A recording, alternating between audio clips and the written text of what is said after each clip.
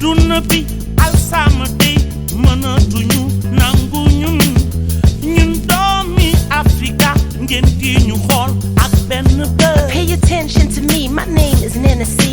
It's my history, the African in me. Since before I could read, my brain fit to feed. Had my feet on the ground from my Fulani seed. Wake up, good morning. This is Dakar calling. L'Afrique Italie. This is Senegal calling. Wake up, good morning. This is Dakar calling. Yusuf Italie. This is Africa calling. Loja bonanga koba. Mangi fi day, mangi fi ëllëg. Bés bu ne day dellu si. Nanga ko gëm la ko day. Holding on to all the little pieces. I'm with you, so preaching positive things. Hello, everybody, and welcome to the closing session of the PATA Summit. My name is Georgina Caswell, and I am head of programs at the Global Network of People Living with HIV. I am currently sitting in PATA's offices in Cape Town, an office which I love being in, and I'm here with the PATA team here in Cape Town, and just really excited to lead us through this closing session. Just before we get started, shall we say hi to a couple of hubs? Tech team, can you take us to a couple of hubs to say hi?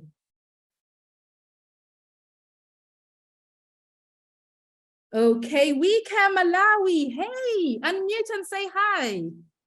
Unmute.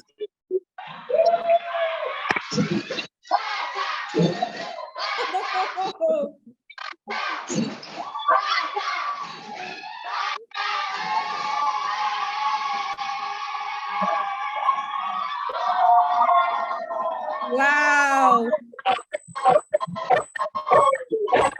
My goodness. That is a lot of energy coming from Malawi. Warm heart of Africa. Thank you so much for that energy. Amazing. After 3 days, you still have that energy. Just amazing. Amazing. Good to see you guys. And next, are we going over to Cairo?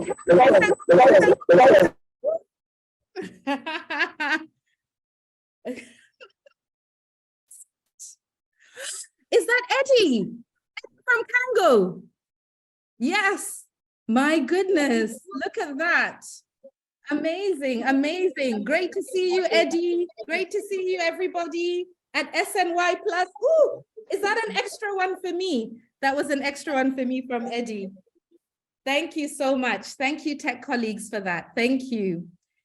Okay, so this closing session is actually called a Lekgotla, and it's basically a conversation. This is a conversation which is bringing together different stakeholders around a key theme.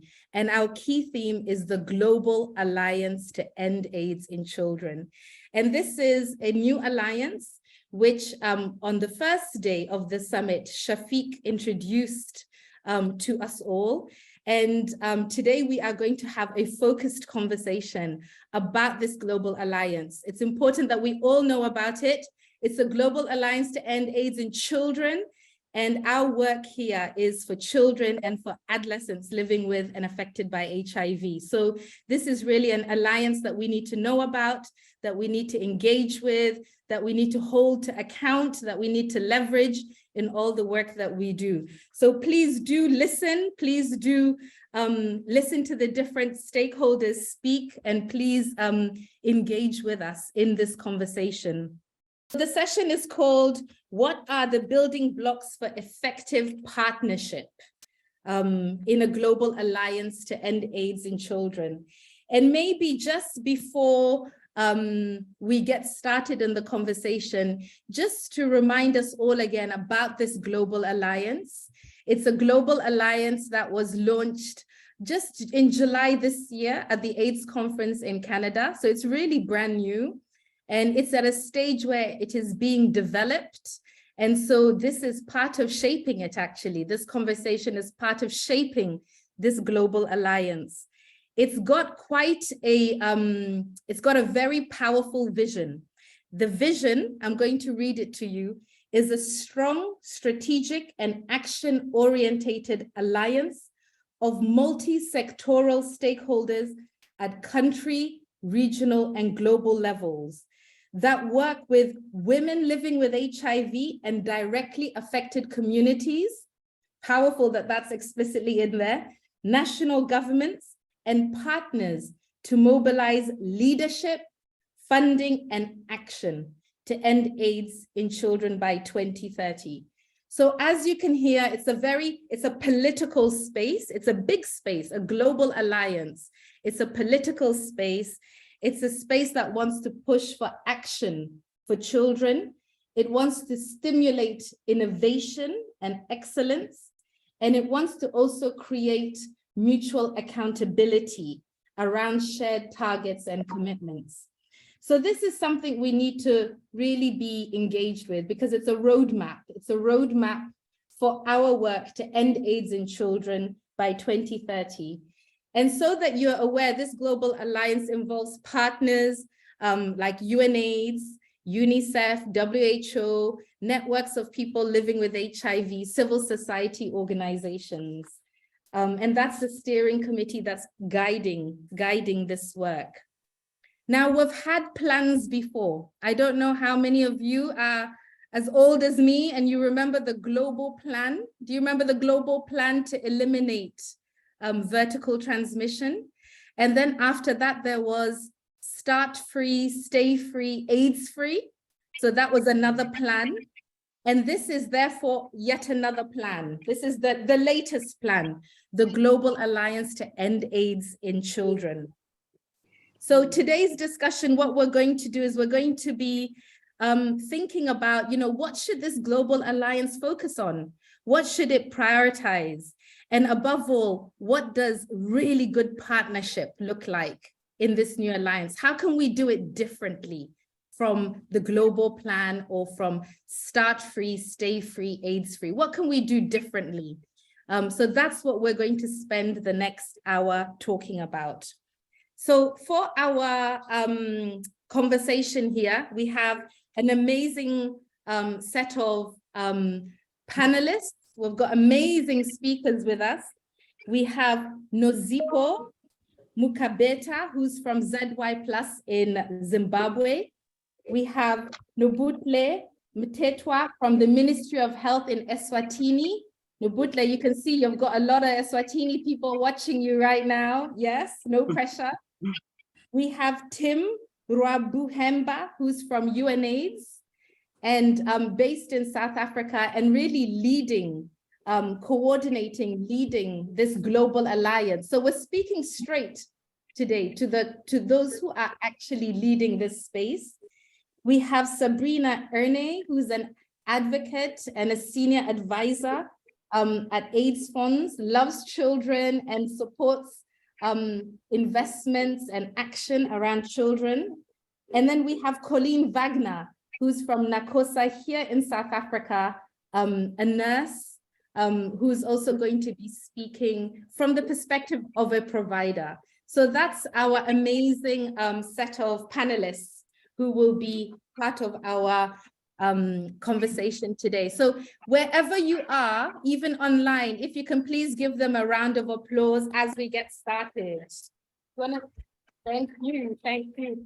I actually have people with me, so it means that our applauses are not just me, which is great. Excellent.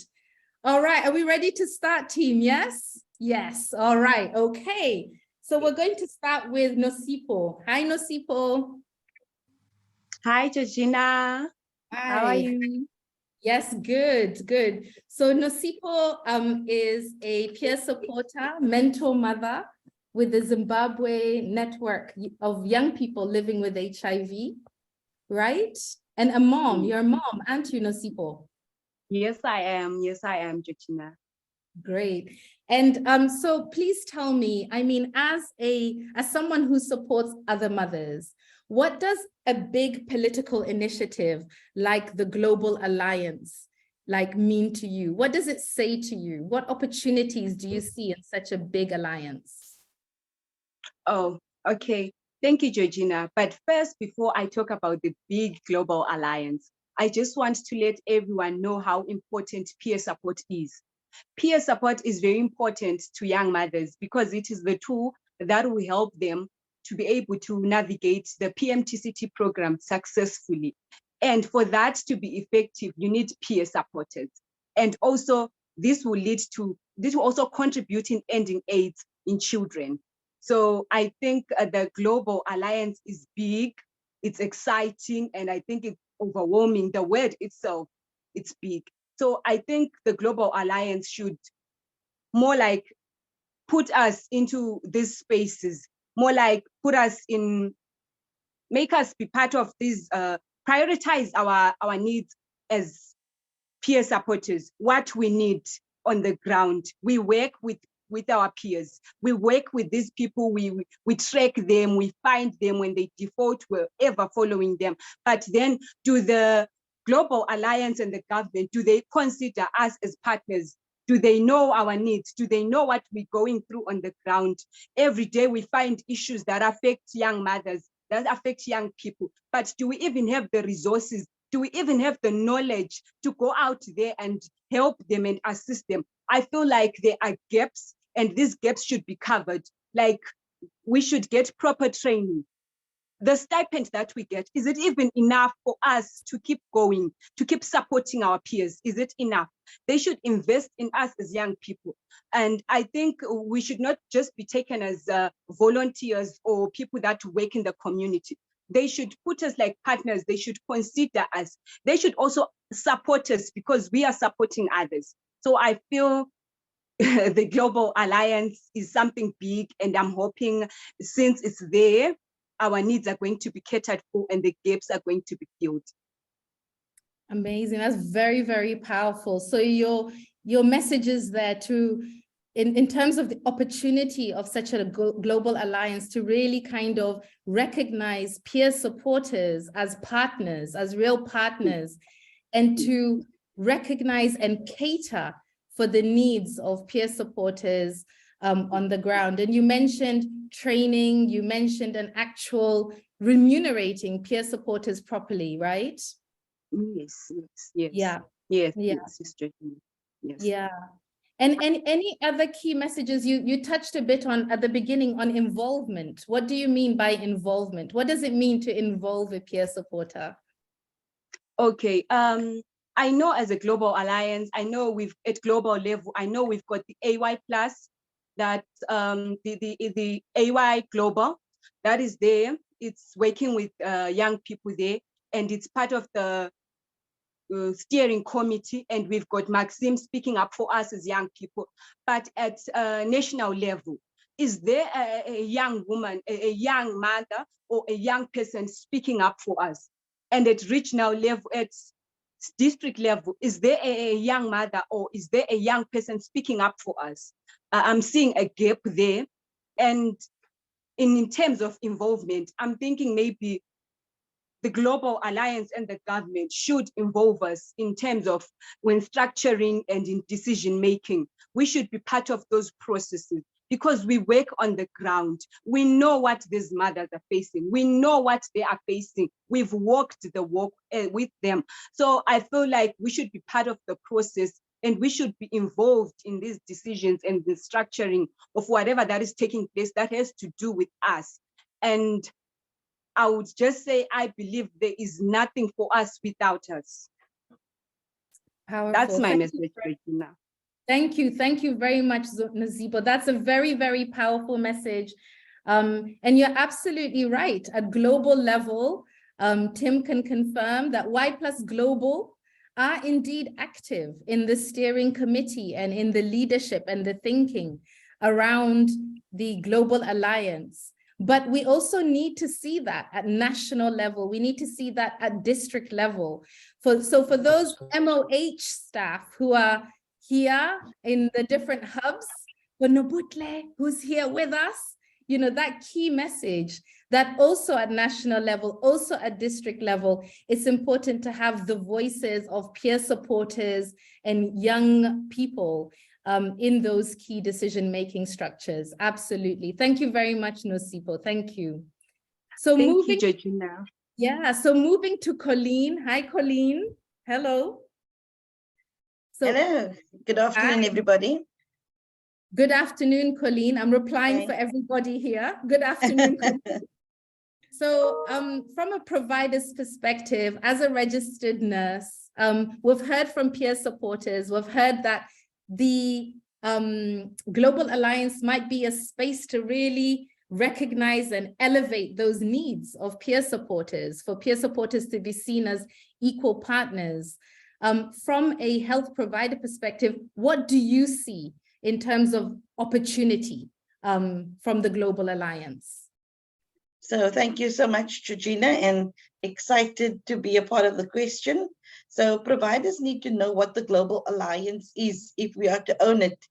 I feel like it's very recent. As you said, there's been previous plans.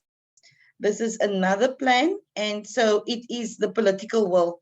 And so for healthcare providers at the coalface to be able to be supported, firstly, they need to know what it is.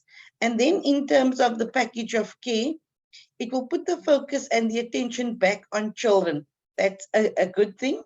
The 4 pillars that has been identified in the plan helps us to know where and on what to focus, such as early testing, scaling up better treatment options for children, getting pregnant and breastfeeding, getting pregnant and breastfeeding moms regularly tested and initiated, with much more options being placed on the prevention options and addressing the barriers, rights, and obviously gender equality that places many young people at risk. Okay, so are you saying that maybe it's providing a bit of a holistic package? It's calling for a more holistic package when it comes to testing, to treatment, and to dealing with the holistic needs of families and children.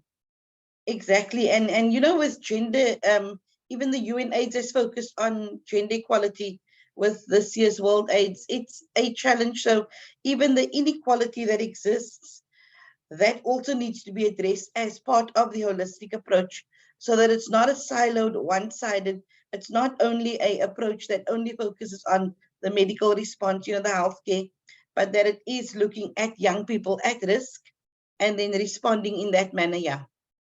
Absolutely, because ultimately we know that our lives are not biomedical, are they? They're not purely biomedical, they're intersectional.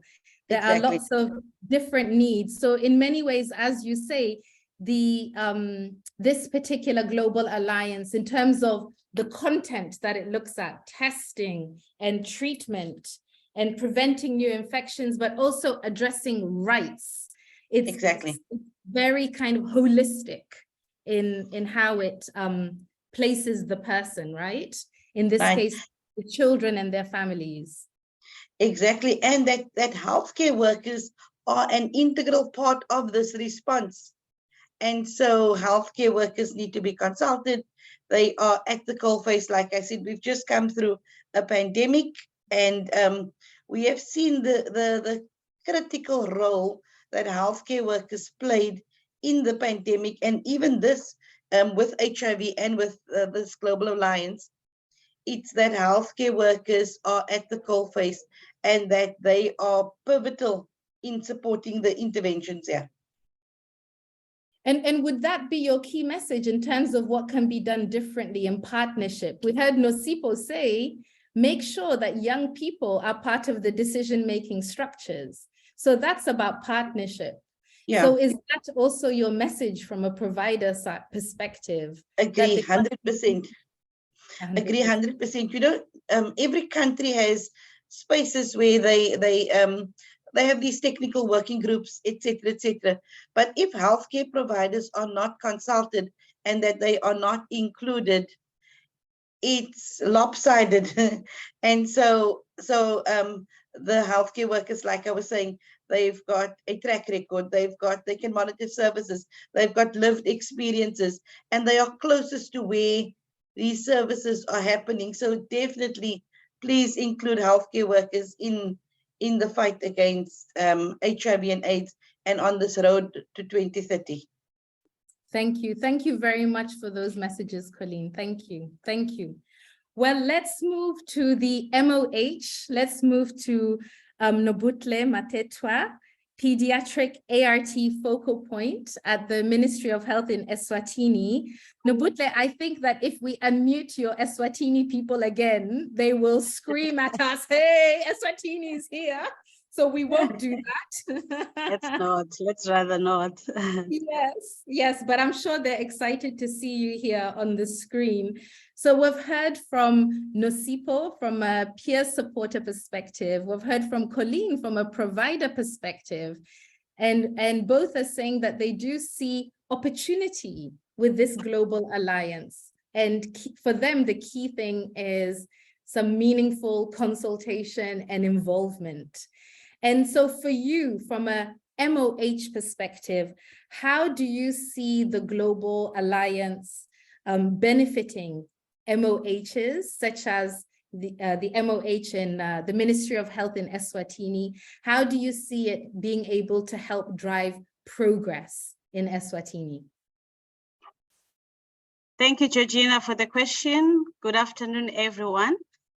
Global Alliance. For us, I think we see that it's going to give us the regional push for the pediatric agenda. And it will help the countries to be together and to actually adopt policies and make an urgent action plan for children and to eliminate pediatric HIV by 2030. And I think as a country, we know that we've actually achieved the 95 targets. So we want to scale up and focus on what we know. We want to focus on our game changers. We want to actually focus and invest on our best practices. And we want to work with our partners to targeted interventions and targeted sites. Excellent. I think I want to speak to our success story that we've had in the country and the interventions that we've actually done in the country for us to achieve the 95. And if I may just stop you, there's a slide. I think Pata Tech, there's a slide. Nobutle has a slide. It's just one to show as she speaks about best practices and scaling up these best practices. Are you able to bring that up for her? There we go. Yes, of course. And let me start by actually acknowledging that all these achievements were achieved by a strong collaboration and teamwork of healthcare services, of healthcare workers from the service point, from our young people, straight to the political level. So these are the best practices that we have. We started by ART optimization, where we introduced DTG. We also strengthened increased viral load coverage for our children. On-site mentorship and facility mentorship was also going in place and still goes on in place. HIV drug resistant programming, we put that in place. Supply chain management so that we don't have stockouts. Close collaboration and coordination between government, PEPFAR, UN partners and NGOs and Global Fund. Reduced the age of consent for STS to 12 years and for HIV, for health services to 12 years so that there's increased access. And also we have the Sexual Offences and Domestic Violence Act in place in the country. We also do DSD delivery. We scaled up PrEP, VMMC, and we are actually now implementing fully the U equals to U. We also scaled up a POC, and now we're moving to POC viral load testing. And we also scaled psychosocial support programs for peer support for our healthcare workers and mentor mothers. Amazing. Thank you very much for that presentation. And I was just speaking to my PATA colleague next to me here and actually saying, goodness, when we think about the 4 pillars of the Global Alliance, so when we think about early testing and quality treatment, closing the treatment gap, preventing and detecting new infections, addressing rights, gender equality, and social and structural barriers. Would you say, Nobutle, that this package of best practices and interventions, they span these different 4 pillars, don't they? They do. And I think our focus here, it's not the best practice, but we also want to advocate for the global funders to help us actually, because there were many strategies that were put in place, as you can see. We need to sustain these strategies for us to maintain this goal that we have achieved. Absolutely. And you may have reached 95, 95, 95, but we do wonder what are the 5 that are left behind. And it's important that therefore those targeted interventions that you speak about, the targeted interventions, the scale up of those best practices that you know of, that there's indeed an investment in those. Yeah. And Nobudle, tell me, we've talked about effective partnership. And Yes. And we heard from Nosipo, we heard from Colleen as well about what needs to be done in terms of partnership. So from your perspective as MOH, we know that MOH is always taken seriously, always. So you were taken seriously in the global plan, you were taken seriously in start free, stay free, AIDS free. But for you, what do you think needs to be done differently in terms of partnership as we start in the new global alliance? Okay, thank you very much for the question. Political commitment remains a great concern. Also, prioritizing the pediatric agenda in all national platforms is very crucial. We want also the Global Alliance to help advocate for, I think in pediatric HIV, we actually need FDC's simpler, palatable regimens. So we need advocacy from them so that we always have a current and we optimize ART. So we also want to use the multi-sectoral approach in addressing the holistic care of the child, not only on the treatment. And we want countries to invest their time, real effort in partnership, proper programming and coordinating things at TWG level, so that there is actually joint action and monitoring of all the indicators that we're tracking, so that we share one vision as a country with other countries in achieving the Global Alliance platform. Wonderful. Thank you very much, Nobudle. Thank you very much. And it very much speaks to actually the vision of the new Global Alliance, which is about a shared action. It's about joint action. It's about joint accountability. And it's about, you know, just working together to take what is good, as you say, up to scale. So thank you very much for that. So moving on to you, Sabrina, I can see on my screen, moving on to you, Sabrina, we've heard different perspectives so far from the peer supporter perspective, health provider, from a Ministry of Health perspective. Sabrina, you work at AIDS Funds and you are a real champion and advocate for children living with and affected by HIV. And you have also seen some of these global alliances. You've lived through some of these global alliances. What do you think needs to be done differently in the new global alliance? Thank you so much, Georgina. That's a very good question. So firstly, let's start at country level, because that's where the difference can be made. So at country level, as we all know, pediatric HIV continues to struggle for funding and political focus. We just heard it. And in terms of partnership at country level, I believe that the Global Alliance is in the perfect position to play a role as leading advocate in the pediatric HIV space. I think I will repeat some of the messages we just heard, but it just estimates how important it is. Because that's aiming for high prioritization for pediatric HIV. And it is at country level that the Global Alliance can make a difference.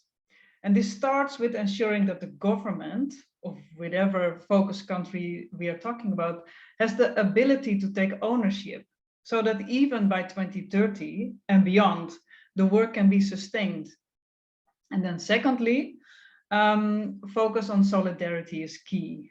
And this is what we also heard. It will be important to bring together different key players in the Global Alliance country teams.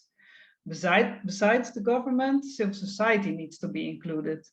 Like we heard, youth-led partners, women-led partners, community-based organizations, healthcare providers, of course, faith-based leaders, etc. You get my point.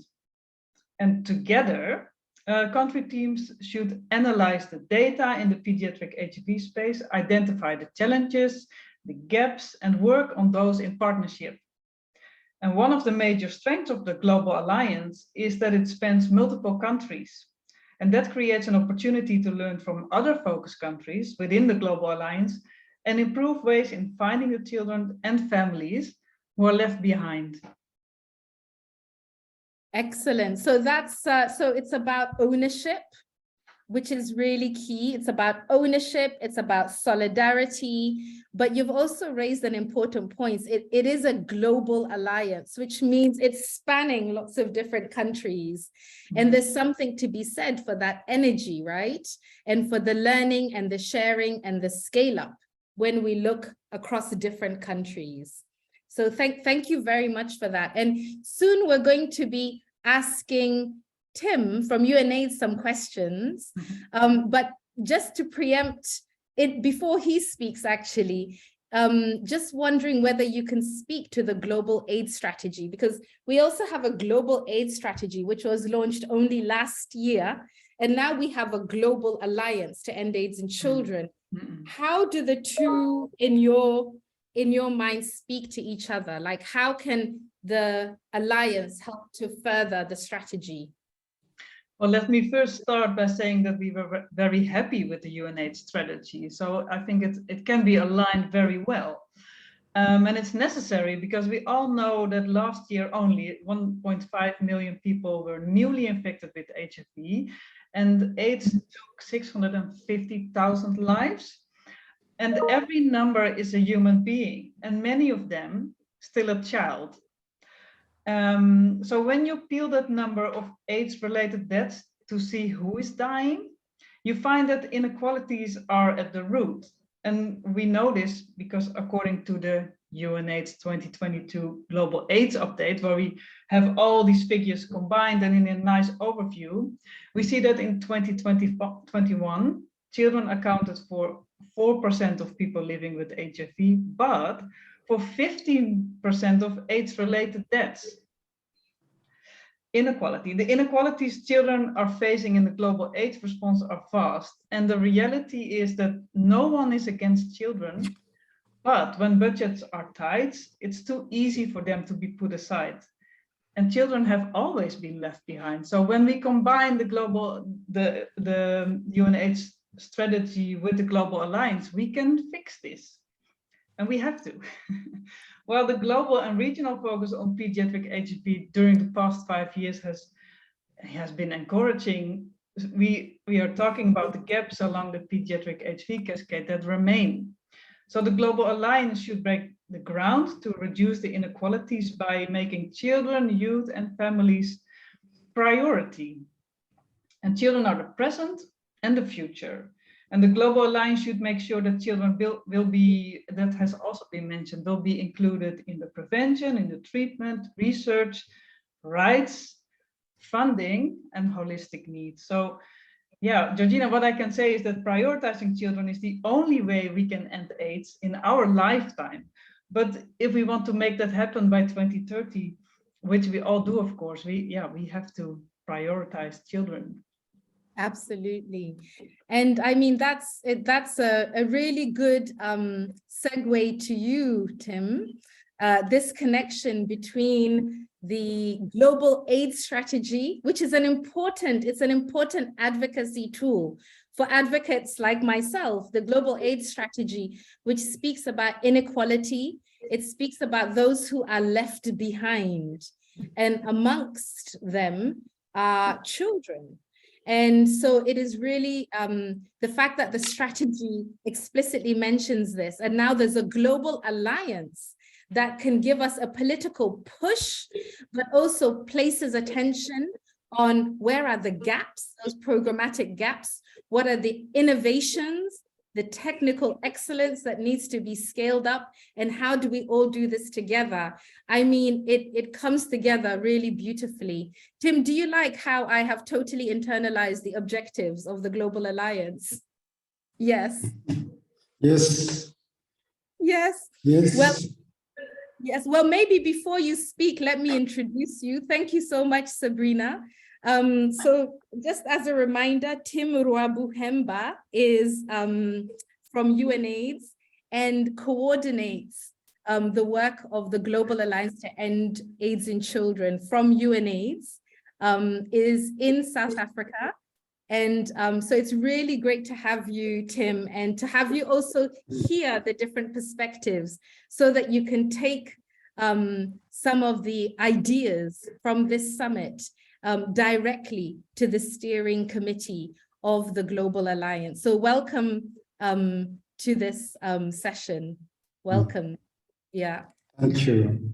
Yeah. Would you like to speak? Would you like to continue speaking to the issue of the UNAIDS strategy and how it furthers, how the Global Alliance furthers the goals of the strategy?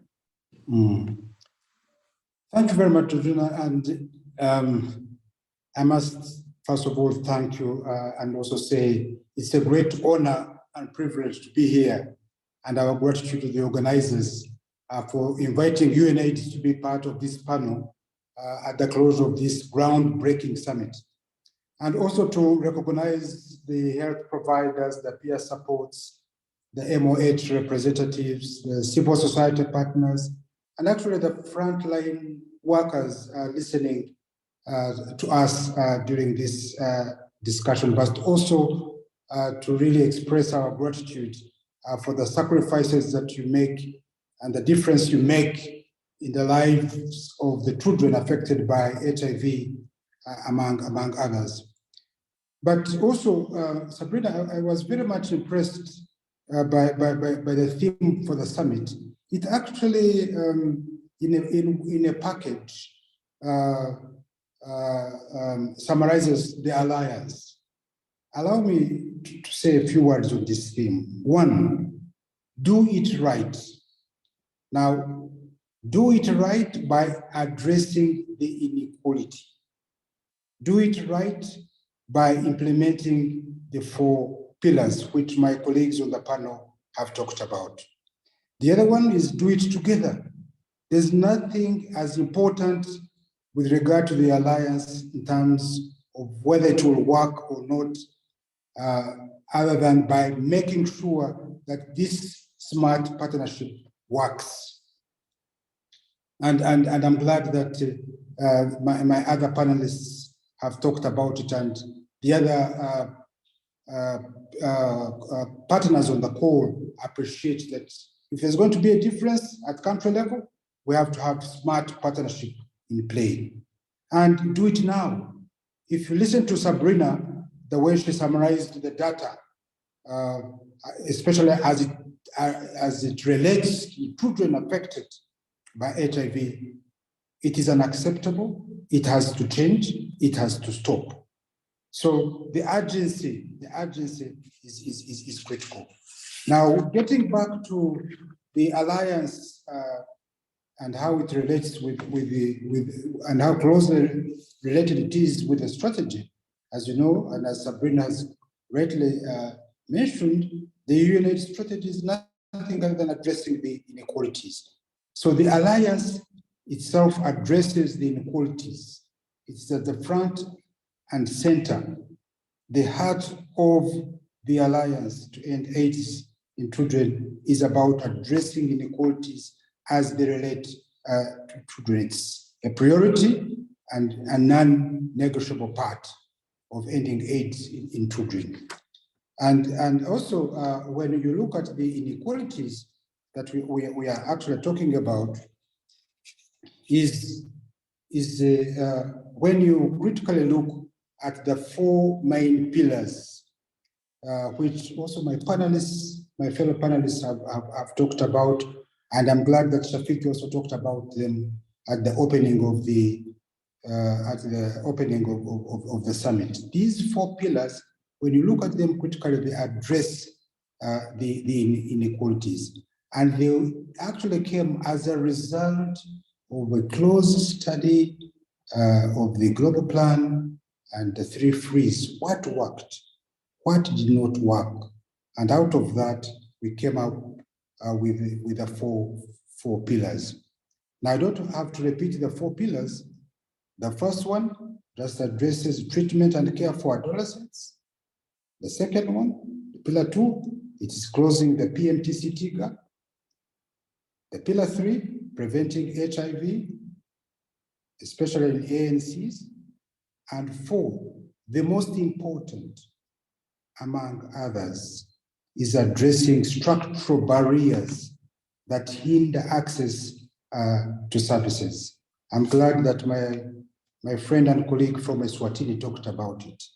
This is an important pillar that we need to address at country level. The inequalities of access to services. Access to testing, treatment, and care for infants, children, adolescents living with HIV represents a long-standing inequality at country level.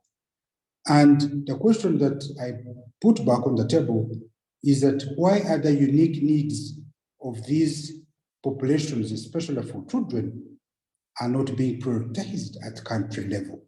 Now, this is something that the Alliance would like to advocate, to promote, and try and mobilize countries to make sure that it is addressed. And then lastly, the other one, Sabrina, is the issue of stigma and the criminalization of key populations and people living with HIV in particular, which is related to pillar number 3. And this is important if we have to bring down the new infections, especially in this population that we are talking about. And this must be addressed. So inequality that is a big problem in terms of advancing all that we are doing, and that one is really addressed by pillar number 4. The other pillars are important, but pillar 4 is something that we really need to address much more than we are doing at country level. Thank you. Thank you very much for that. And I think it was great to also see Tim take us again through the pillars and through the broad, the broad goal of the Global Alliance and how it so beautifully actually helps to deliver on the global AIDS strategy. Because as Colleen mentioned in her intervention, in order for this to actually work, we all have to start by knowing this Global Alliance. So I'm hoping that everyone who's listening here is starting to internalize these different aspects of the Global Alliance. You mentioned, Tim, you talked about smart partnership. I liked how you put that, because it's not just about partnership for the sake of partnership. You talked about smart partnership. And so it would just be great to hear from you. What do you mean by that? That it is going to take smart partnership to deliver on the Global Alliance? Thank you very much, Sabrina. We've been in AIDS work over and over the years, and partnerships have evolved. There are a number of lessons that we have learned. One is that the smart partnership must involve the communities that are affected by the epidemic. And the involvement does not mean that you are ticking the box by saying people living with HIV are present, young people are present. No. What is their role? And I'm glad that you used the word earlier on, meaningful involvement of these affected communities. So the partnership is and involves these people with those that are leading in government or in organizations. So that is the one thing that can actually make the difference. And we should also address the issue of tokenism. Tokenism meaning as long as the affected communities are on the table just for XYZ meetings, then that is enough. No, they have to have a voting right. They have to have a voice. They have to bring in their agenda into the meeting. And also something that was said in this meeting a short while ago was that they should be decision makers.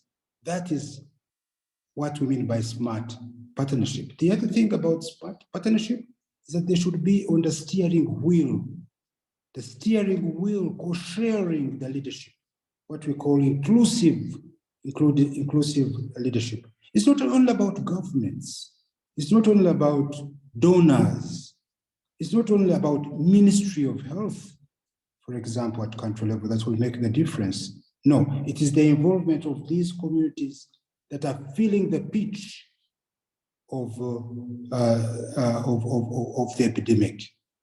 So that is critical, and also involving very other critical partners like faith communities in those other places where they play a critical role. So it's not only government, it's not only about donors, it's not only about the UN. No, the ones who are going to make the difference are the ones who are feeling it, and these are the ones that we are talking about now.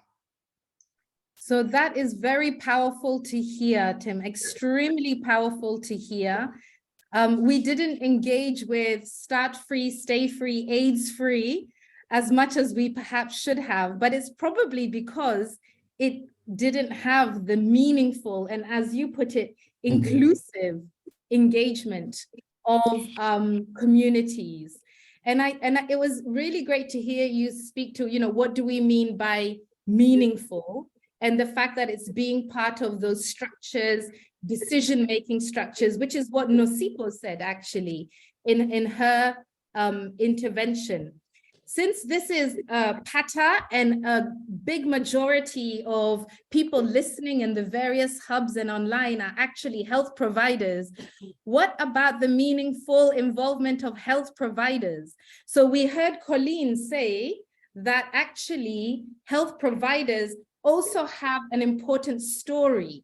Health providers are there every day. They see the health system. They're on the ground. So you have the perspective of clients, you have the perspective of those who are accessing care, but then you have also the perspective of those who are actually delivering that care. And I know that on the steering committee of the Global Alliance, we have the networks of people living with HIV there represented, and we need to also see that at country level. But what about health providers? Who's providing the perspective of health providers in the Global Alliance at a leadership level? Thank you, Sabrina, you bring that up. And before I forget, one thing also about the smart partnership is the promotion of a bottom-up approach, bottom-up, from the country up, not top-down. And one thing that we learned, especially from the 3 frees, was that it was much more of a top-down, and it had its limitations. So if we are going to do things differently, yes, it has to be bottom-up. Get these voices from the community, speak, and then for us at the global level, listen to what they are saying and provide the necessary required support. Now back to your question in terms of the health providers. The health providers are a powerful voice. They are influencers, and they can make or break something that we are actually discussing as we speak. And I'm glad that as the alliance was being conceptualized, they were considered as being very, very critical players, just like the community or affected communities, especially of people living with HIV. So with regard to the steering committee that you made reference to, PATA, for example, that is an embodiment of the health providers that we are talking about are going to be part of the steering committee, effective January 2023. And you don't have to club. You have earned it, PATA earns it, and there's no better spokesperson for the health providers to be on that committee other than PATA. So that one is done. Excellent. I hope all the PATA staff have taken note of that. Someone should maybe tweet that, right? This is what we call accountability. January 2023, it means PATA has a bit more work to do, right? Colleen, this is good to hear, right? Because you said, Colleen, didn't you? You actually said that it's important to know about it, and then it's important to be consulted. But this is actually going Another beyond step. consultation, right? Yeah. This is so exciting. I was clapping hands for PATA. Because, and thank you so much to Tim for the UNAIDS, just for the consideration and the nod. I think this acknowledgement is a step in the right direction for not only for PATA, but for healthcare providers across the globe. I mean, literally such amazing affirmation, because you're joining with these meaningful partners and saying, what do you think? How can we do this differently? How more do we lead? So it's not only to consult, but it's to get a seat at the table and then to say, how do we take this forward, knowing the work on the ground? So such an amazing affirmation. Thank you so much. Absolutely. Oh, sorry, I'm thanking on behalf of all healthcare providers across the globe, that is. That is wonderful. I love that, Colleen. You haven't just stopped at South Africa or Africa, but you've gone to the whole globe, because it is, after all, a global alliance, isn't it? So indeed, on behalf of the health providers, but I think it's really important. And I think that the discussion that we've had about meaningful engagement and of civil society and providers is a shift, to be honest. And to have Tim also say that actually the last global plan was very top down, and there's an ambition for this to be more bottom up. I think that's an important thing that we have to also kind of, all of us, like, hold ourselves to account in making sure that that happens. Nobutle, I would like to come to you, because in the questions that people have raised, participants have raised, I don't know whether you can all see these questions, but they've asked around meaningful engagement through structures. So we know that at a global level, there's a steering committee with various other substructures. And later on, there's another person who asks about how will country teams be held accountable to involve networks, young people, and health providers. Now, sometimes we can get it right. Let's say, you know, we can have providers, young people, women living with HIV represented at global level. And then at country level, it's only ministry people, politicians, maybe some researchers. And Nosipo said, you know, young people must be involved in decision-making at national and district level. So how can we hold governments like that national level accountability, so that a young person's voice, a provider's voice, is taken as seriously as everybody else at the table at national level? Might you be able to speak to that? Thank you, Georgina. I think what I've seen works is the technical working group, because there's full representatives of all the stakeholders, and the TWG thematic lead is able to even advocate to Directorate, Ministry of Health, political level. So the TWG is the main structure that countries must adopt and fully utilize it for advocacy and for implementation and for driving the pediatric agenda. Okay, great. Now, how do we make sure that in all countries, the TWGs are involving young people, are involving health providers and broader civil society? How do we make sure that the technical working groups are doing that? Is that the case in Eswatini, for instance? For Eswatini, we use the technical working group, but we also use partners. I must acknowledge the partners actually are using the bottom-up approach. They are at community level, they're with the youth, they're with the healthcare workers.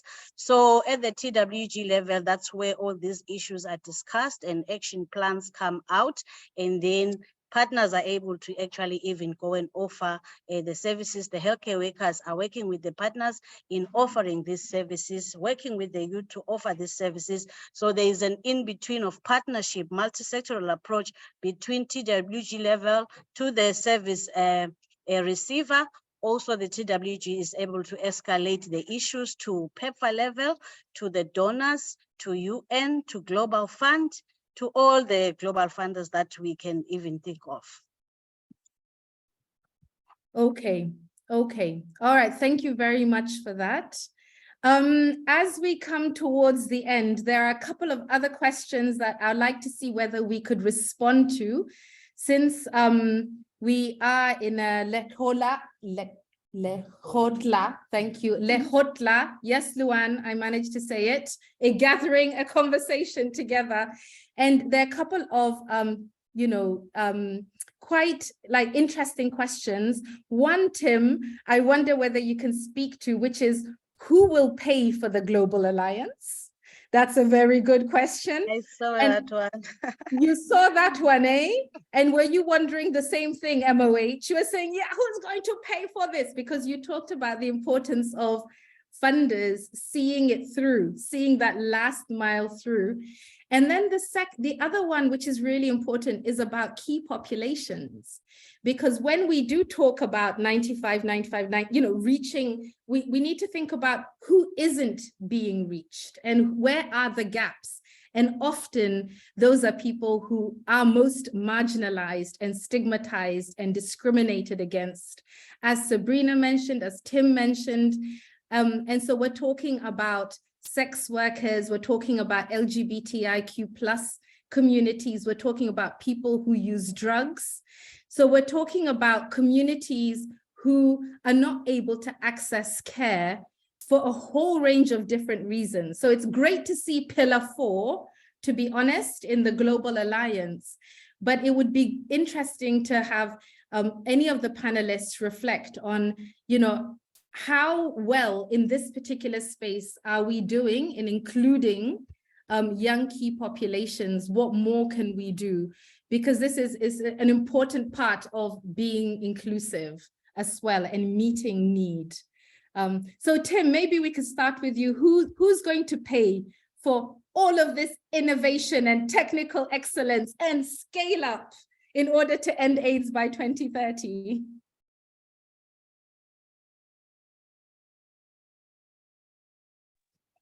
Well, that's a tough one, Georgina. But one word I can say, it is shared responsibility. The responsibility runs across all of us. But at country level, something that is very, very important, and I think one of us talked about it when we talk about political commitment, is that each of our governments should put children as a priority. And given the limited resources that are available to governments, still children should be prioritized, especially given the enormity of the problem that we are faced with. So really, that is important to note. Then two is that we are fortunate that we have what we call partners at the global level that have a vested interest in this subject. Like the Alliance, for example, we have, in addition to the UN family, we have Global Fund and PEPFAR who are playing a very critical role in countries and also providing funding support to the different interventions. However, at the country level, there's need for the countries to actually raise their voice and put onto the table the issue of children affected by AIDS in terms of the different interventions that need to be supported. That one is very critical. And as some of you know, there is what we call the CCM that exists in countries where funding applications go through that body before they go to the Global Fund. Make sure that children are part of that funding application, given the problems that we are faced with as we speak. And all these other issues that emerge from the four pillars, and more so pillar 4, which may actually fall through the cracks because there's no funding for it. So that's an opportunity, but it needs a lot of mobilization and advocacy by the countries themselves to potential funders, especially global fund. I think that is what I could say. Governments have a responsibility. People have a responsibility, especially those that are making decisions for funding applications, like that one that goes to the Global Fund, and that opportunity is actually coming next year in February, 2023. So let's seize it and PATA advocate for it. Absolutely. Children's agenda on the CCM table. Yeah, absolutely. Absolutely. I think this is a really key moment for us all collectively to be speaking up for an investment in children.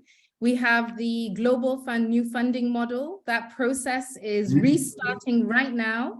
In the new year, we will have the PEPFAR COP processes. That is also happening. The Global Fund have in there as priority interventions work with women and children. So we need to actually grab onto those pieces and demand that they be well funded, to be honest. So I think, thank you for raising that, Tim. I think for all those advocates who are here on the call to know that these opportunities are the opportunities for us to make sure that there is testing, linkages to care, that we are addressing those rights-related interventions that ultimately affect the lives of children.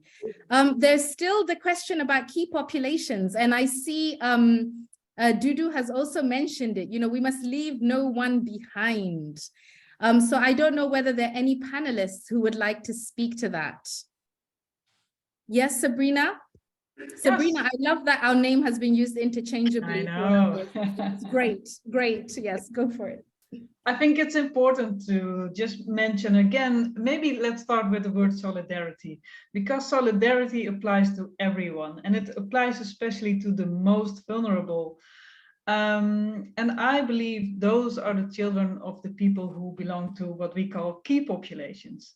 So we all know it's related to stigma.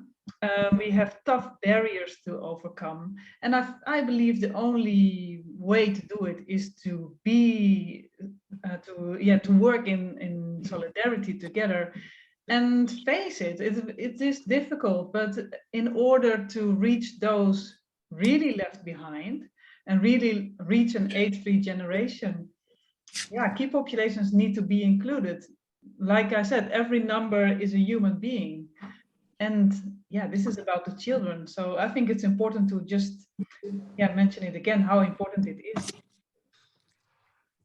Absolutely, absolutely. And I think the fact that we also have civil society, the fact that we have the global networks of people living with HIV, the fact that we'll have PATA on the steering committee from January, means that we know that there are entry points at global level, and we need to make sure that there's that representation at global level as well. I mean, that's something we need to all be discussing on that steering committee, and make sure that that's also reflected at national and district level, so that indeed the experiences, the voices, the needs are raised. We want this to be a global alliance where we hear new voices.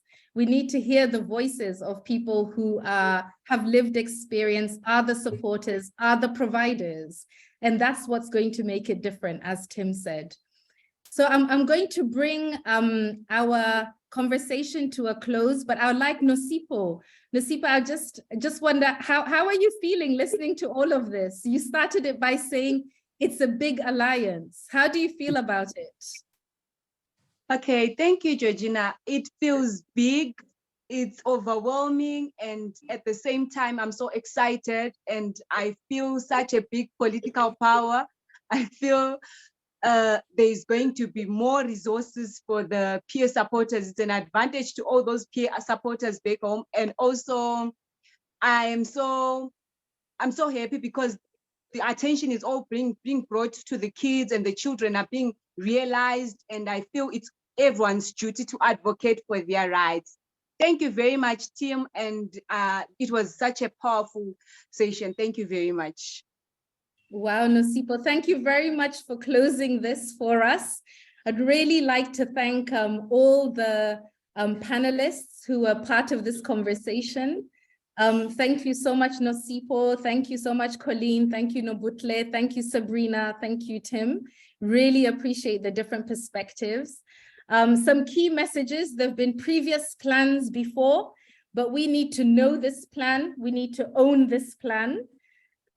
Issues are intersectional and not just biomedical. So those 4 pillars, we need to know them as well and make sure that we are really using them to guide us in our efforts to really respond to needs. Involvement, meaningful engagement is important in structures at global, national, district level.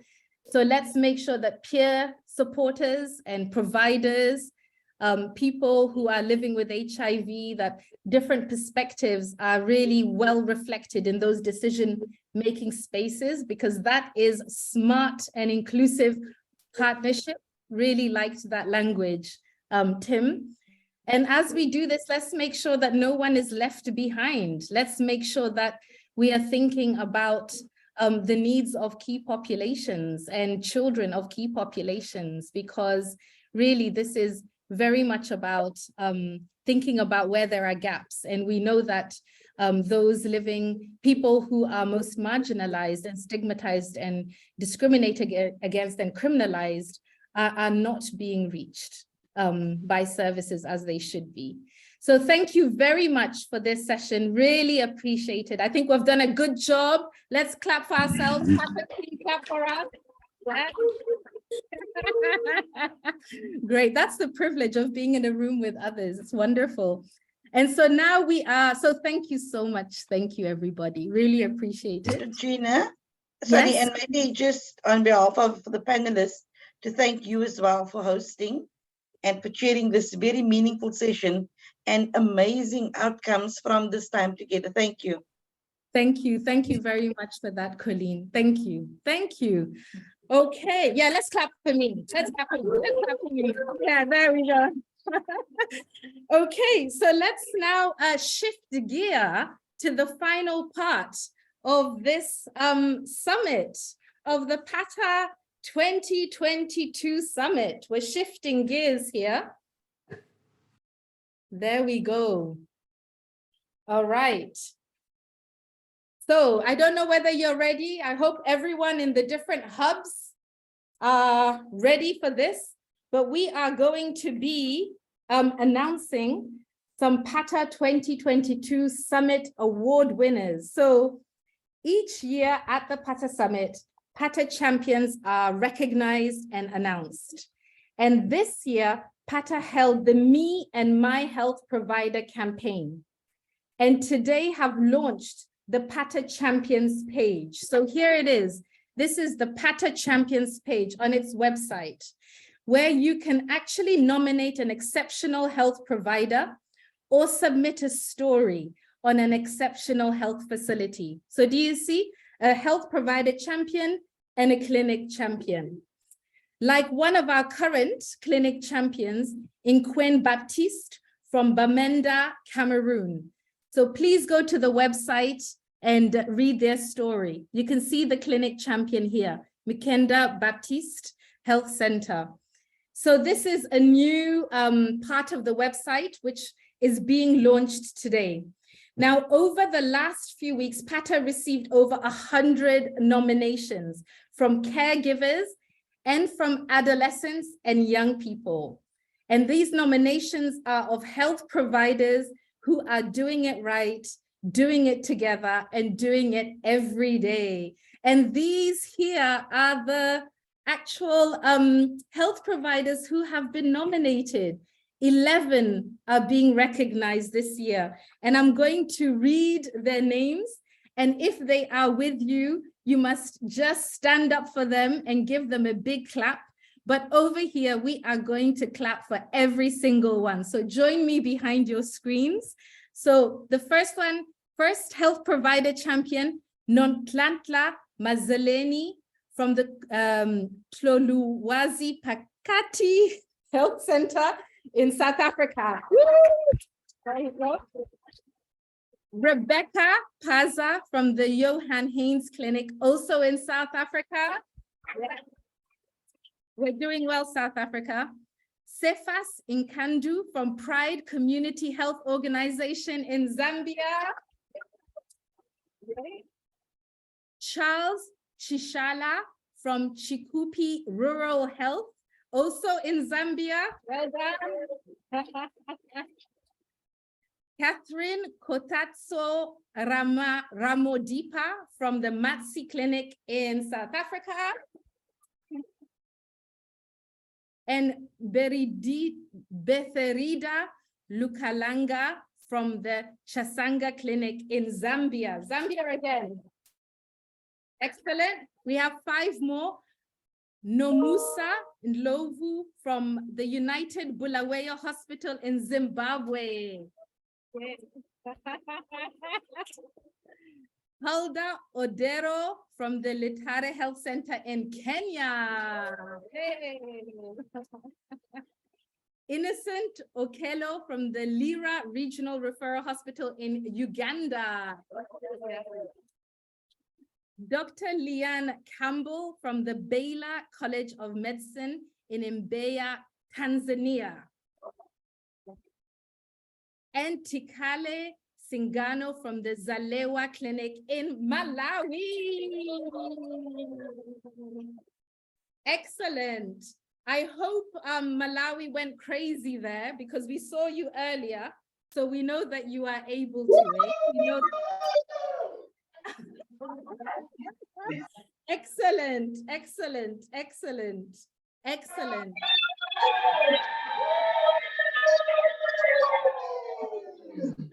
Wow, amazing, amazing. So let's join let's actually just celebrate all the healthcare workers, the hundreds and hundreds of healthcare workers who are part of the summit with us. Amazing, amazing. Okay, so shall we hear? I think we have a video. Shall we hear what some of our healthcare provider champions have to say? Pata Tech, over to you.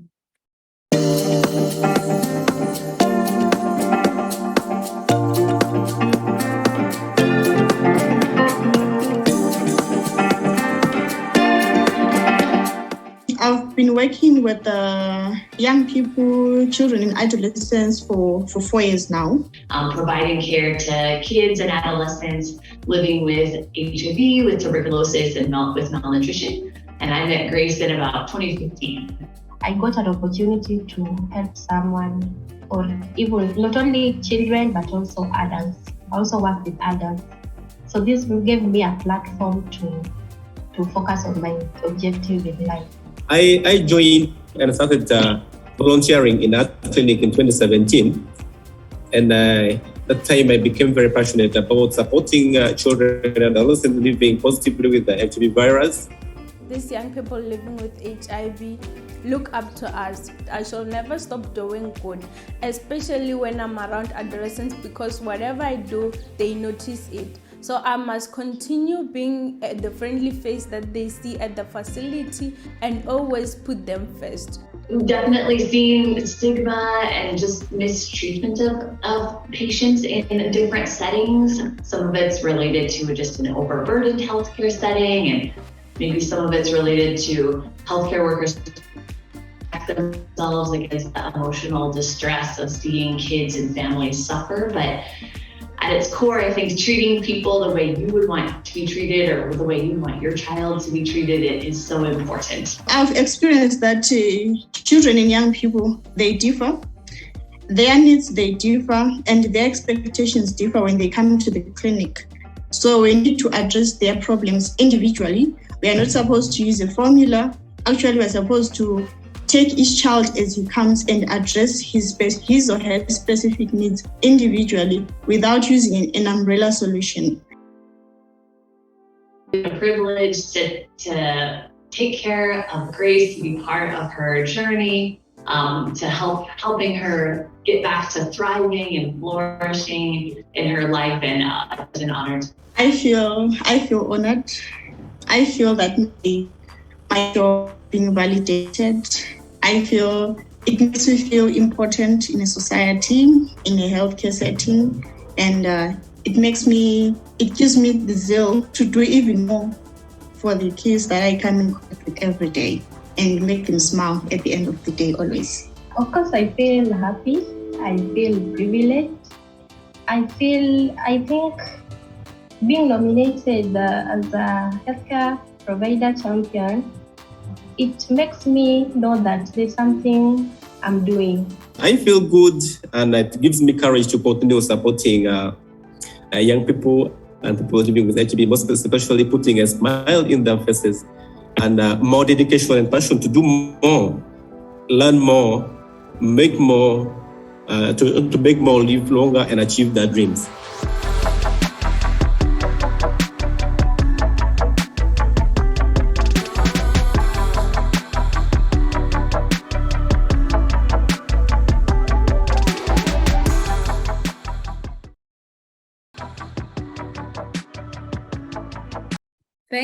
Thank you very much, and congratulations again, health provider champions. Congratulations.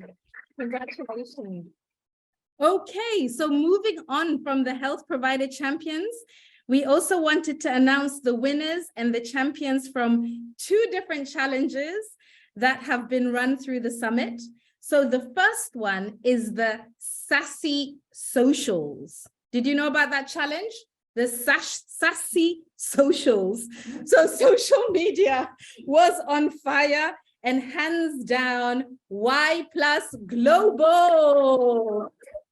Y+ Global goes off with the most social media posts.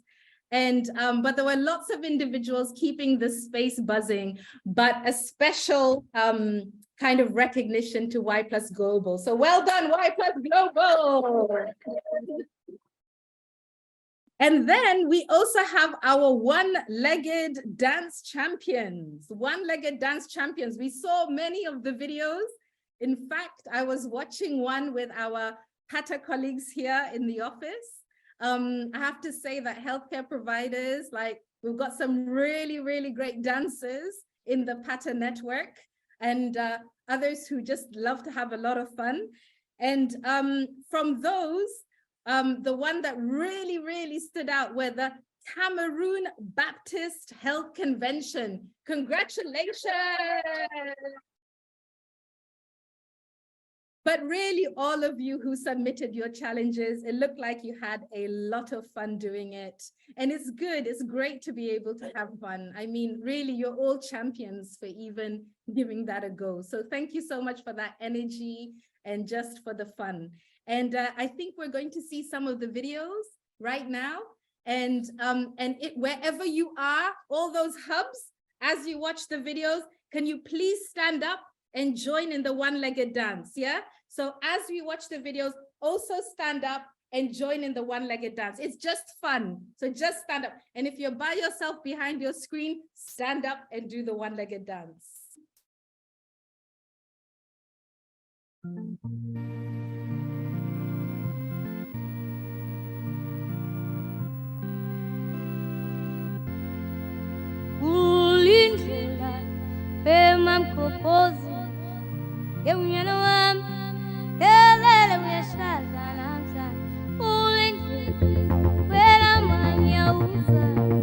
Subhanallah.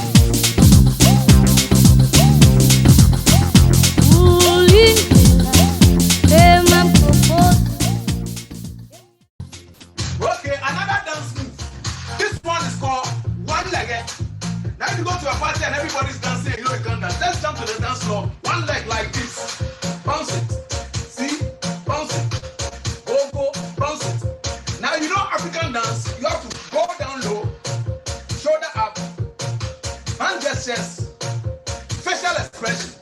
Give them. Go, go. One leg. Aye. Aye. One leg. Just one leg. One leg. One leg. Aye. This word inside, it no be everybody sabi dance. So I dey do this song to teach you the basic step. I say make you know the fear, run to the dance floor.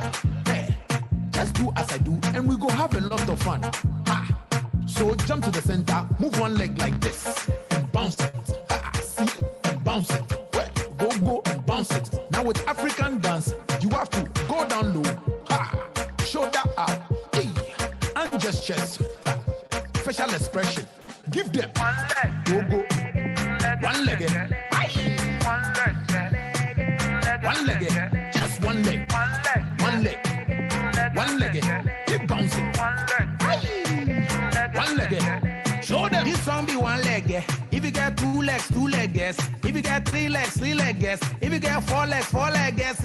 So show me the dance now. I say show me the dance now. I say show me the dance now. Wow, now one leg is everywhere. Everybody's dancing one leg. If you go to the club, if you go to the church, everybody one leg. America one leg. Africa one leg. Europe one leg. Now Asia, jump to the center, move one leg like this, bounce it. See, bounce it. Go, go, bounce it. Now with African dance, you have to go down low, shoulder up, and just chest. Facial expression. Give them. Go, go. One leg. One leg. Just one leg. One leg. One leg. Keep bouncing. One leg. Show them. One leg. One leg. Bouncing. One leg. One leg. This song be one leg. If you get two legs, yes. If you get three legs, yes. If you get four legs, yes. This song be one leg. If you get two legs, yes. If you get three legs, yes. If you get four legs, yes. One leg. One leg. Just one leg. One leg. One leg. Keep bouncing. One leg. One leg. One leg. Bouncing. One leg. One leg. Give them.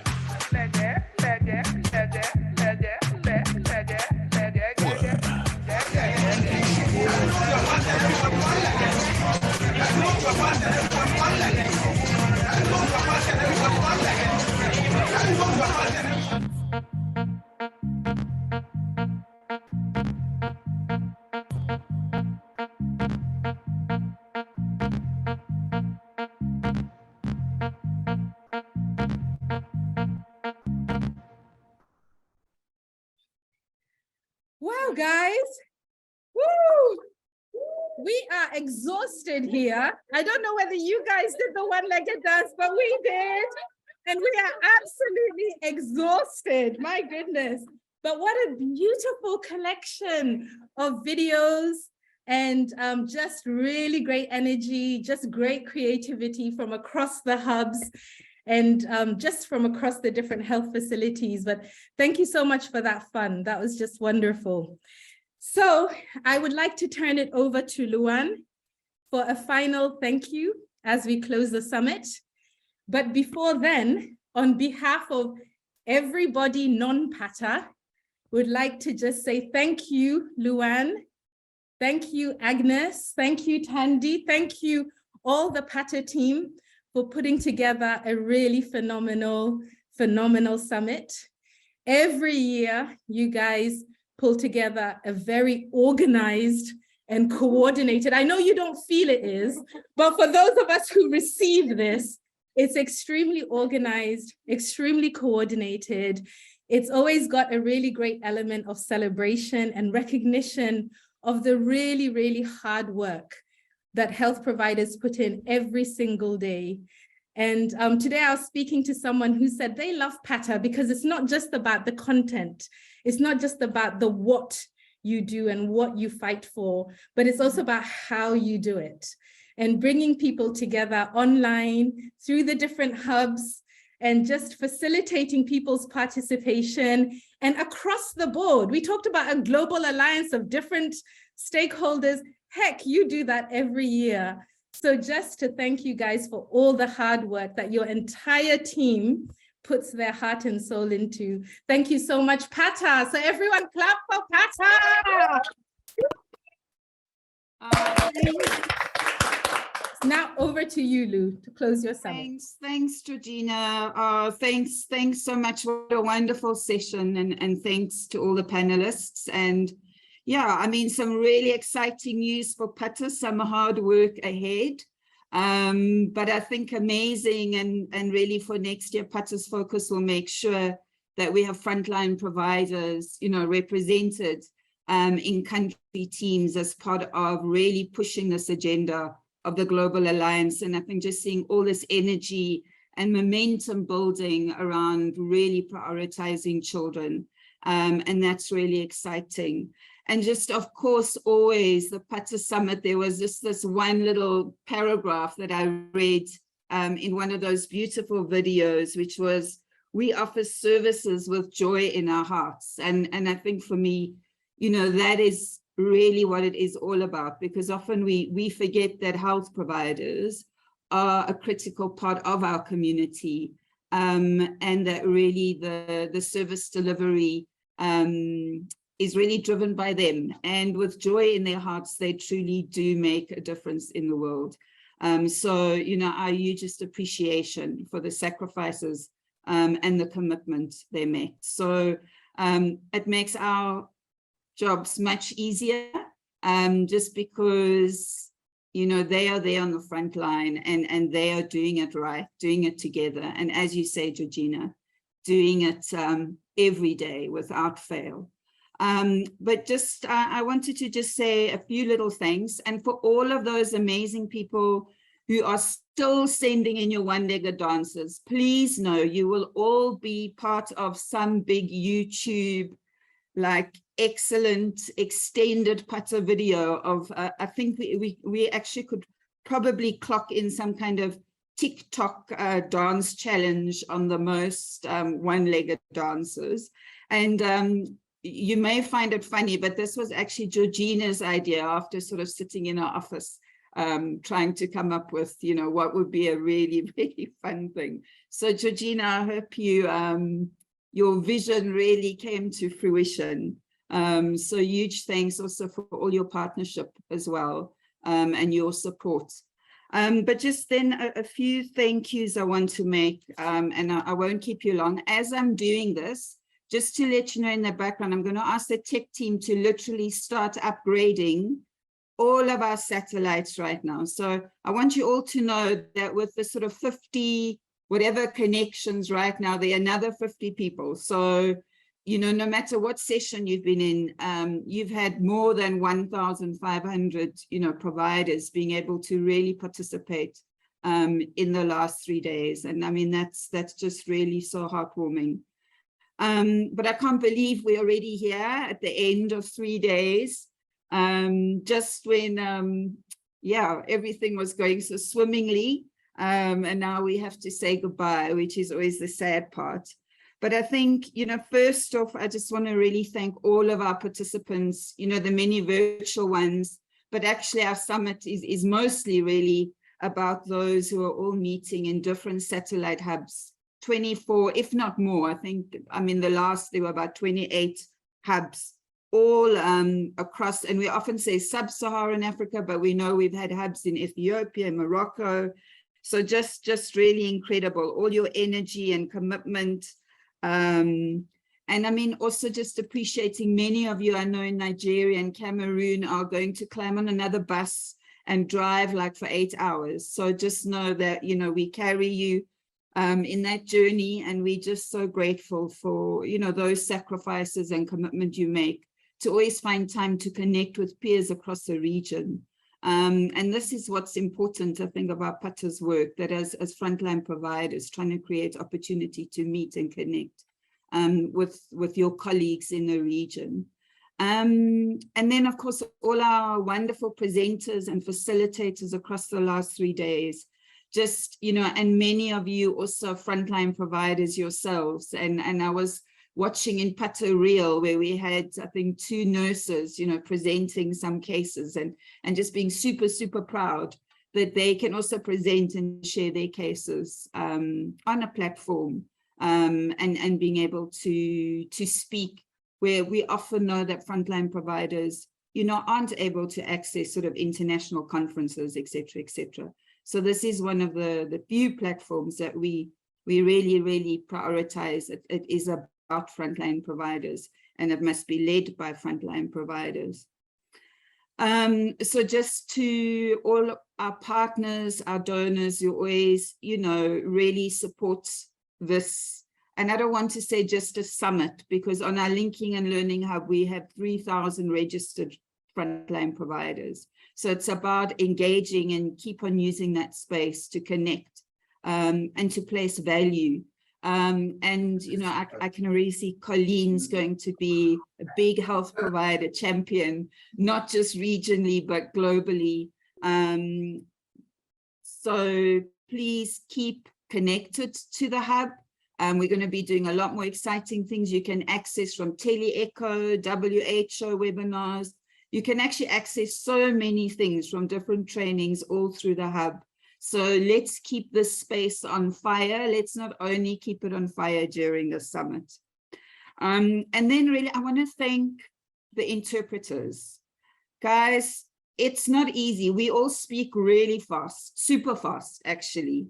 And we've had Swahili, Portuguese, and French interpretation. I'm sure they have struggled a little bit of the time because we have all been talking super fast.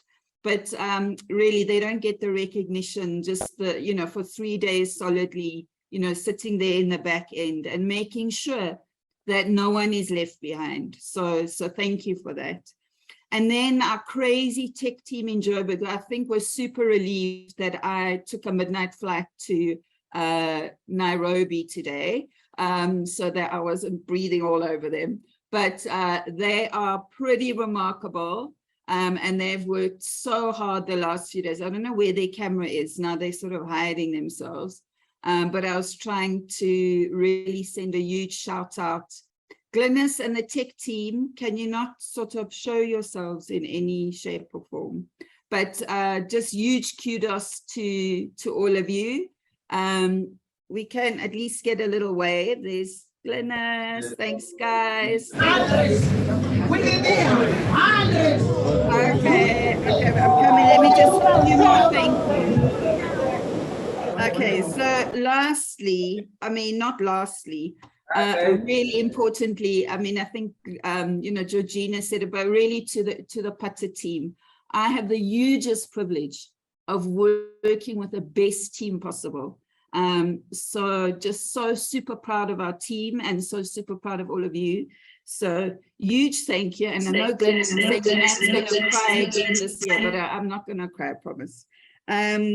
And then lastly, just to all these incredible satellites. You guys, I don't know, you just sort of take it to another level. Every year, just when we think it can't actually get better than this, you literally just elevate it to another level. Glynis and I were saying, I don't know, we think maybe we need to have it in person, because I don't know if we can, I don't know if we can improve on this year's summit. But just really all of the energy and the huge, just commitment you all put into this. And I think for me, it just comes back to that, demonstration of doing it right and doing it together, and super grateful to all of you. We are going to now do our great Pata video. But as we do that, I'm going to ask everyone to put their cameras on. And then I'm going to read through some of the sites. So we're going to try and do this in a coordinated way, but let's be honest, it's going to be super real, because we like doing real as Pata. It doesn't have to be all fancy and slick, but we're going to try and get it as slick as possible. So what we're going to do is everyone's going to put on their camera, but they're going to keep themselves on mute, and we're going to listen to the Pata video, and we want to see you all dancing. And then as the video plays, I'm going to read out some of the satellites, And if you can do your coordination super quick, if you can unmute yourself literally for half a minute, second, and do a big shout out, and then I'm quickly going to move to the next. But just to be fair to the others, you need to mute yourself super quickly as well. So we're going to try. It may not be perfect, but let's just enjoy it and just, yeah, have a wonderful end of summit. And thanks to everyone, and travel home safely for those of you who are traveling. And everyone, thank you so much for all of your support. So I'm going to go over to the tech team and ask them if they could play the Pata song. And I'm hoping to see all of those cameras on and people getting ready to dance. And I'm going to start calling out satellites soon as the videos start. To the children of Africa, we're here to say that no child should be born with the chip in Africa. And if you believe with me, rise to the feet and let's sing together. Yo, yo, yo, yo. So if we have Eswatini, can you unmute yourselves for a minute?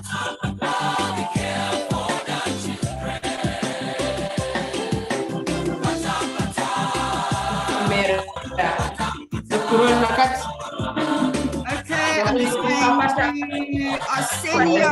Can we hear you?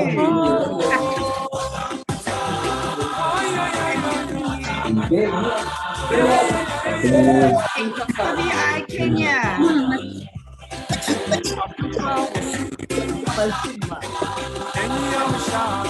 Health Need Uganda.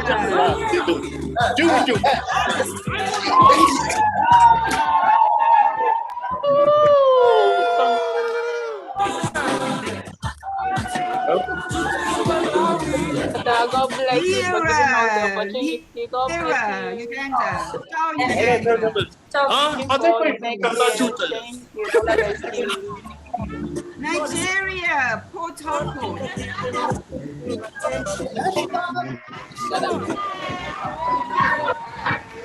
We hope to do better in our place of work and serving you better. Oasis, Mozambique.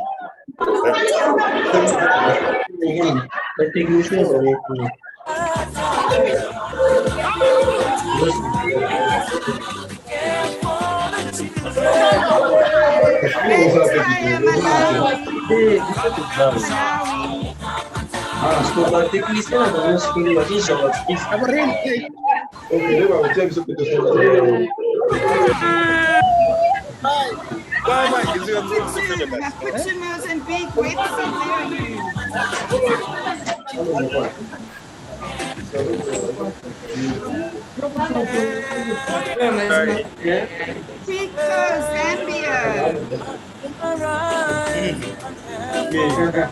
I don't know what's East London, South Africa.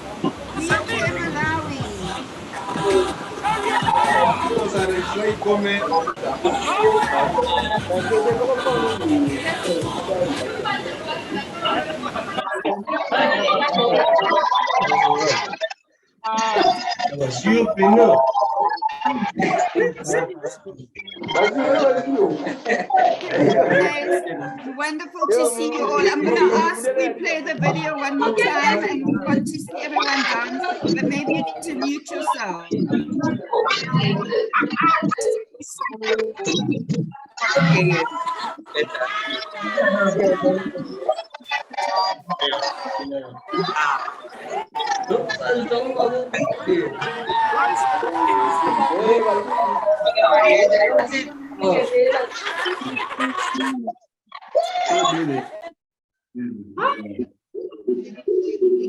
Hey.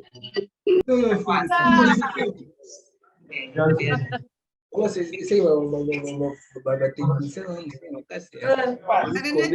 we play the video one more time and then we will call it a day?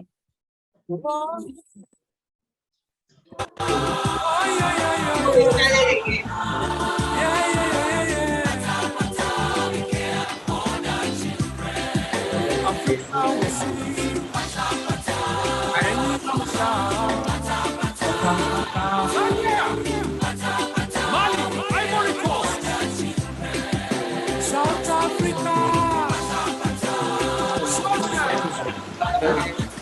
Lesotho, Malawi,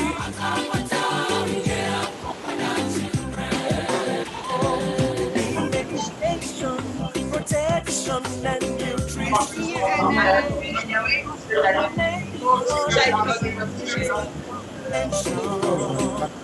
Future generation is here with us right now. Hear their voices.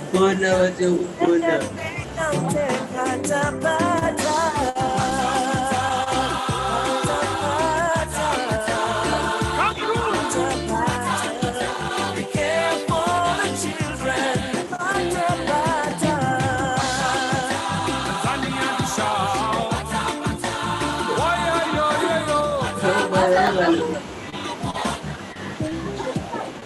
Ethiopia, Malawi, Botswana, Rwanda, Burundi.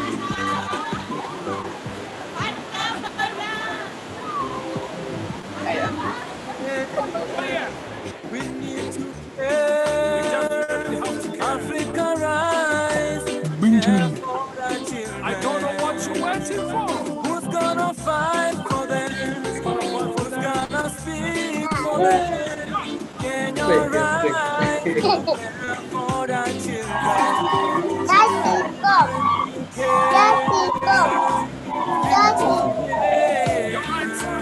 Africa rise.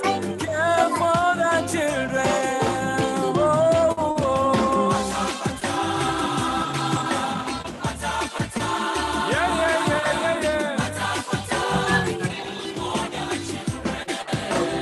Mozambique, Nigeria, Ghana,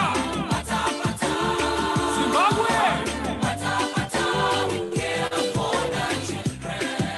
Uganda, Somalia, Morocco, Namibia, Angola, DRC.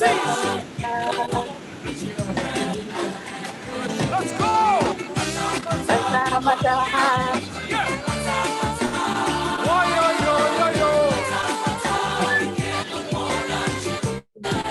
That's why we sing.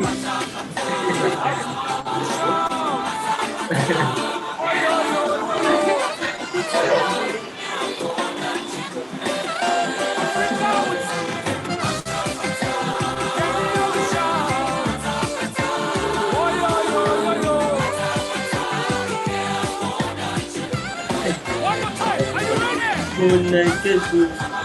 Are you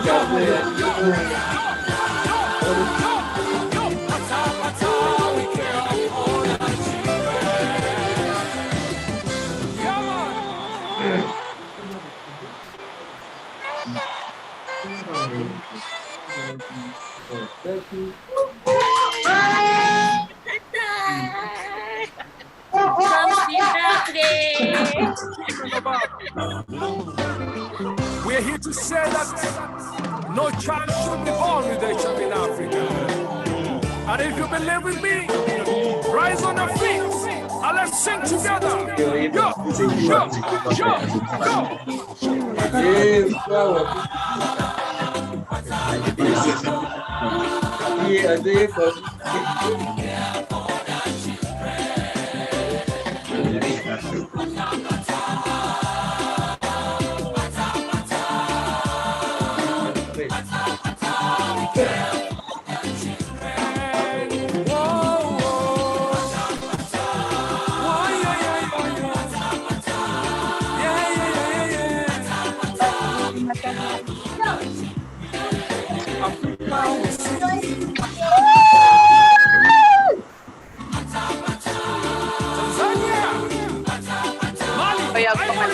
South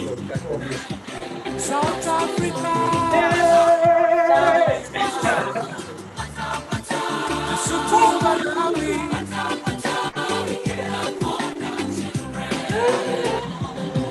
We are live in Cameroon. Besuki Selfie. Besuki. To give them the special attention. Future generation is still with us right now. Love you, love you, love you, love you.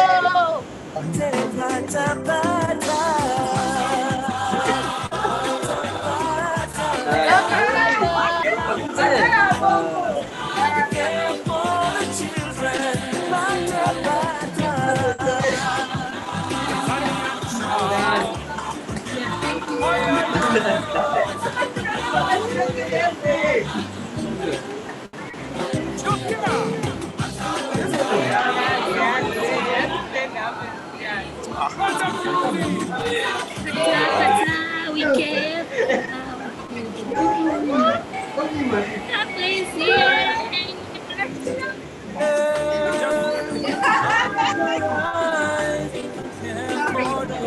I don't know what you're waiting for.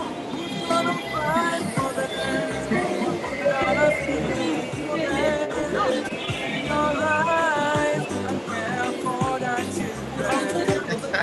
Spirit don't care. Spirit don't care. You're right. Africa rise. Care for their children.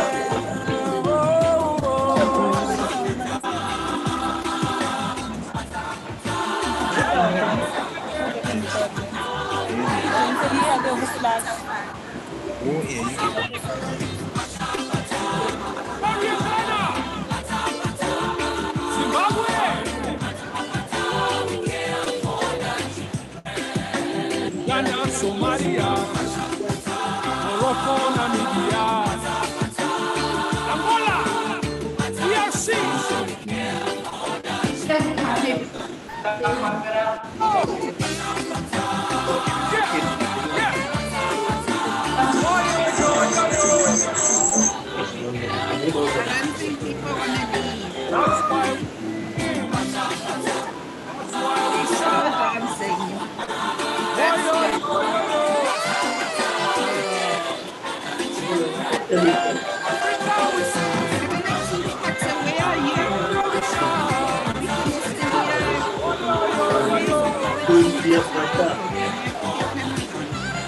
One more time, are you ready?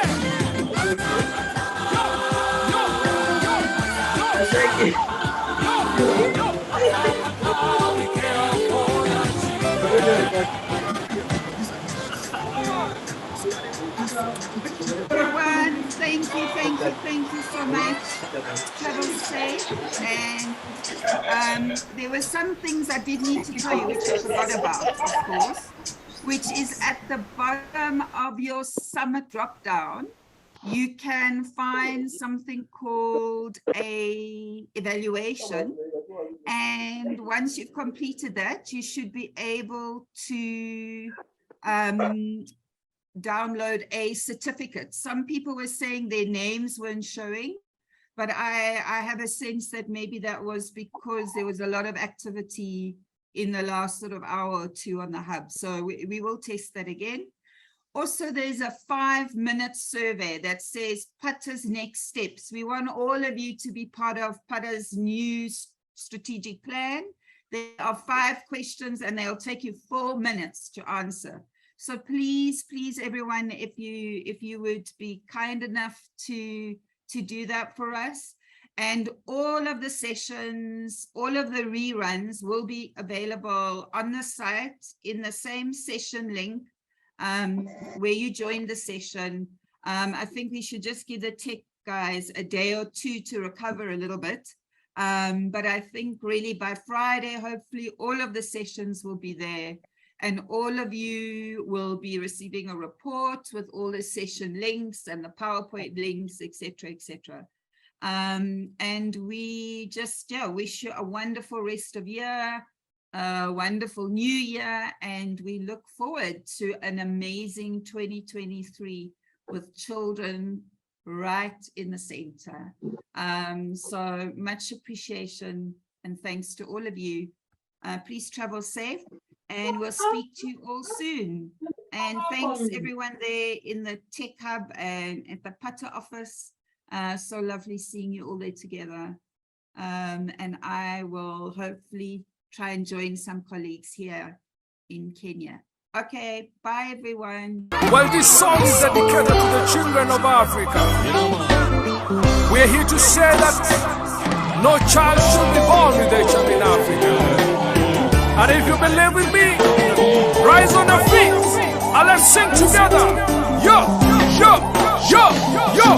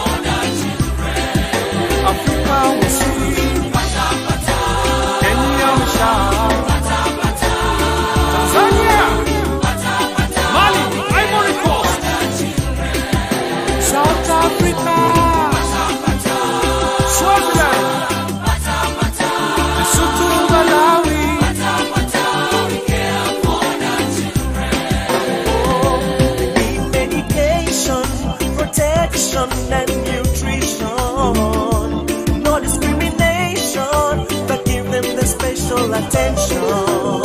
The future generation is here with us right now, and we're their voices. We have to stand and be counted. Pata, pata.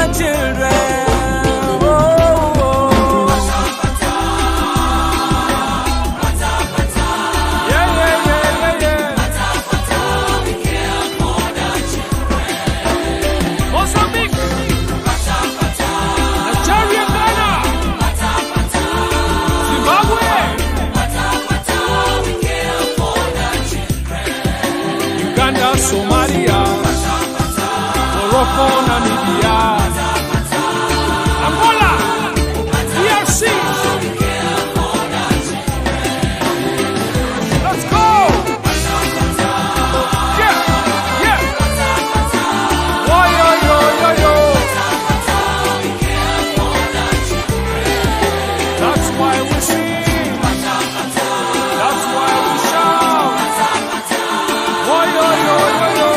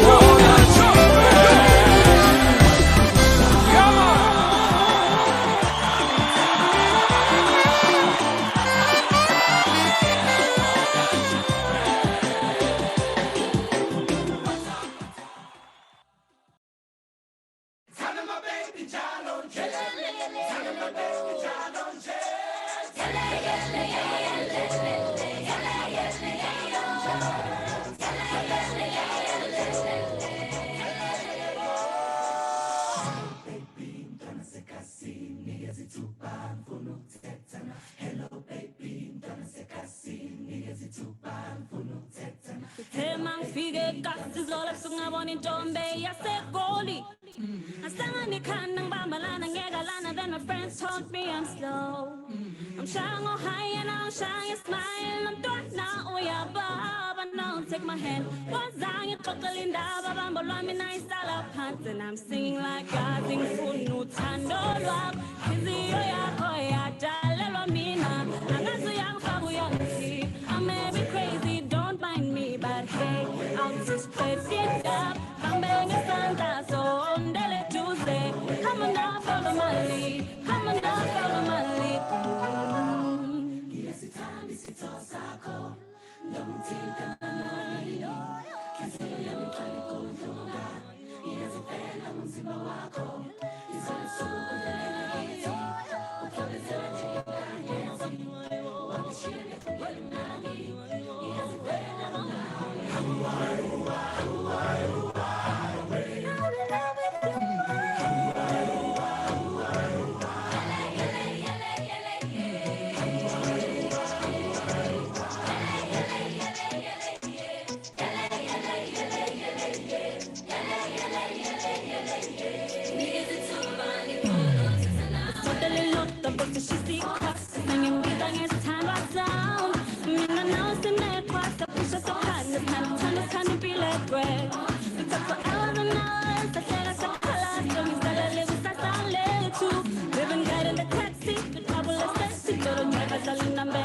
and I'm singing like I think for no time, no love. See, oh yeah, Jalelo Mina.